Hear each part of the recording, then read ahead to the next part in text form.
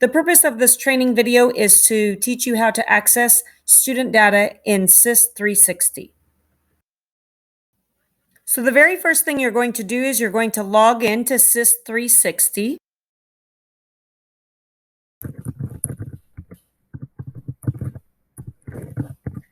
And if this is your very first time logging into SIS 360, you're going to want to actually click 360 login, not hit enter or hit the classic login. Make sure you hit 360 login.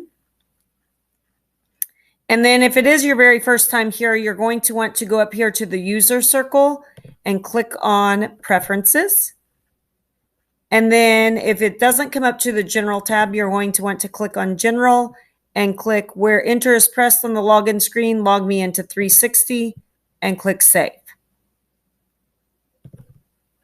Then the tab that we're going to be paying attention to today is data query, which is where you can access student data. And that is found on the left-hand side by the blue grid. So if this is your first time here, chances are it will come up to the results tab and it will say something like this: default filters have been applied. We are going to go change the filters that you are searching for. We're actually going to change the fields that we're searching for. And so we're going to click on the fields tab. And for myself, I like to search by the homeroom teacher. If that is not something that you need, you can skip this step. As a homeroom teacher, if you are a homeroom teacher, you do not need this step. And then you hit enter. And of course, here's homeroom teacher field. And so I'm going to drag that over into show in results. Now, sometimes it does take a minute for it to catch over here. Just drag it and hold it there until it actually happens, and then you're good to go. The next field that I would want to search for is, of course, the student name. And so I can just type in name.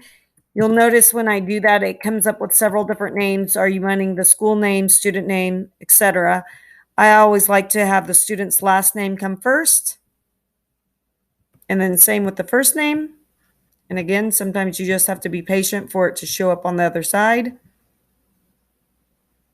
You're using this in the show and results area, not in the use as filters area.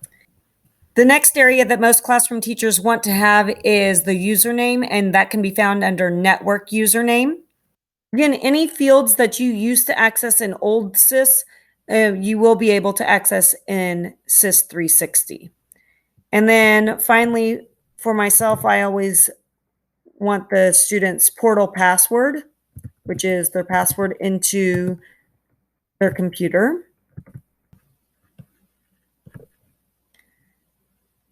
Now, if these are not in the order that you want to see your results, you can easily just drag these around however you want them to go. If you decide, oh, I don't want something in a result easily, all you have to do is drag it back over and it will disappear. When you finally have all your fields exactly how you want them, all you have to do is click results. And there we go. There's my results. If I would like to export these, you would just click export results, choose either as text or Excel, and click export. Also, if you want to print them, you can click print.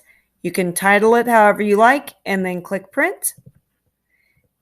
If you want to keep your fields that you have chosen, you can click on the query button and save it as your default query, or save as a new query and name it as whatever you want. If you click on this one, it allows you to choose a name, and then you can also allow to keep it as private for yourself or make it available to the district. For myself, I just need it for me, so I'm leaving it private, and then I can name it whatever I choose.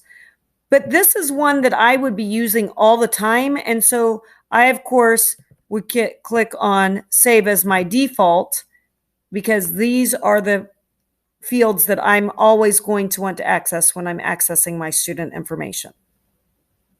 And there you have it. That is how you access different data here in SIS 360.